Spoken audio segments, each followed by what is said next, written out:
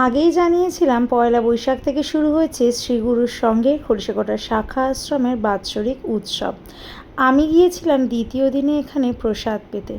দুপুরবেলায় কত মানুষের ভিড় ছিল দেখো। যদিও গরম খুব বেশি, তাও গুরুর ডাক কি আর অমান্য করা যায়।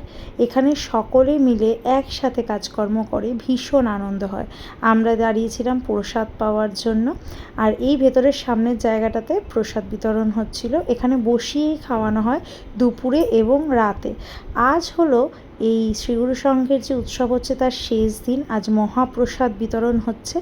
আর আমরা যেদিন গিয়েছিলাম সেদিনও কিন্তু দুপুরবেলায় সুন্দর সুন্দর প্রসাদ হয়েছিল। এত সুন্দরভাবে সকলের বসার আয়োজন করা হয়। এখানে গেলে কি খেলাম, কতটা খেলাম, সেটার থেকেও বড় কথা একটা অসামান্য তৃপ্তি হয় মনের মধ্যে, যে একটা কি আনন্দ হয়। এই যে সামান্য ভোগ প্রসাদের মধ্যে যে কি আনন্দ থাকে।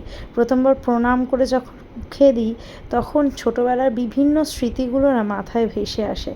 ছোটোবেলায় বড় মার সাথে শ্রীগুরুর সঙ্গে চলে যেতাম। আমার বড় মা শ্রীগুরুর সঙ্গের দীক্ষিত। ছোট যখন ছিলাম বড় মার হাত ধরে ধরে প্রতিদিনই শ্রীগুরুর সঙ্গে চলে যেতাম। আর ওখানে গিয়ে প্রসাদ পেতাম বেশিরভাগ দিনই দুপুরে রাতে। ছোট ছিলাম তো তখন সময়ও সত্যিই ছিল। আর ছোটোবেলার সরলতাটাই একটা অন্যরকম। আমরা যেদিন প্রসাদ পেতে গিয়েছিলাম সেদিন অন্ন, ডাল, তরকারি, আলু সিদ্ধ সমস্ত কিছু হয়েছিল। ভীষণ তৃপ্তি পেলাম, বহু বছর বাদে গেলাম।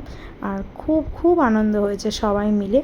এই যে এখানকার সামনের রাস্তাটা সুন্দর, হাত ধোয়ার ব্যবস্থা, জুতো রাখার ব্যবস্থা, সমস্ত কিছু করা আছে। শ্রী গুরু জয়।